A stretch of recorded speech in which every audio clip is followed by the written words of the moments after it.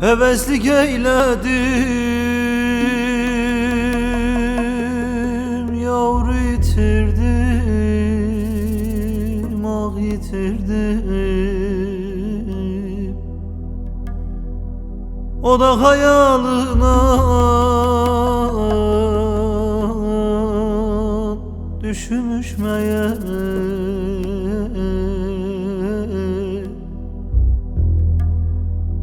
Yavrumu gözümden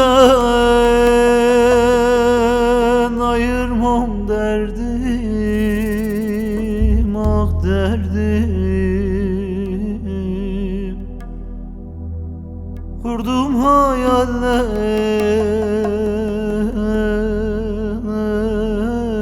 düşmüş meğer. Boşmuş meğer, boşmuş meğer.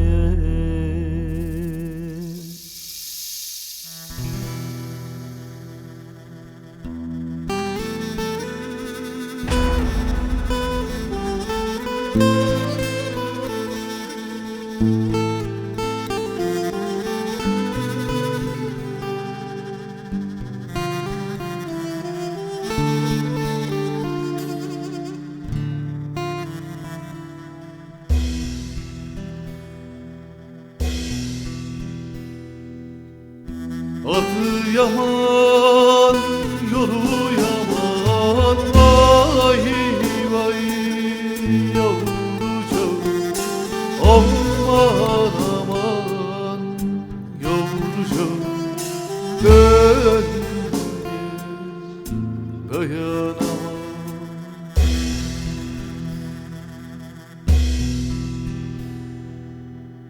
Sesimi duy vereni, kal gidek dağlara, tütün kokan ovalara.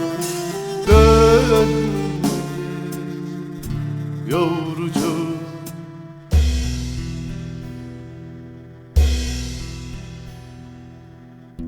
Sesimi duy vereni, kal gidek dağlara, tütün kokan ovalara.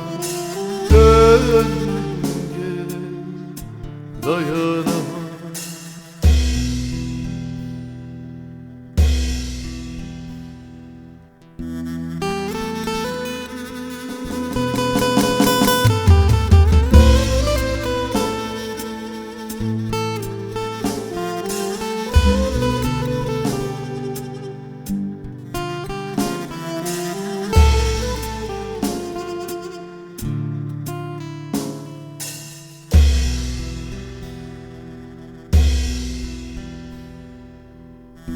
Adı yaman, yolu yaman, vay vay yavrucağım.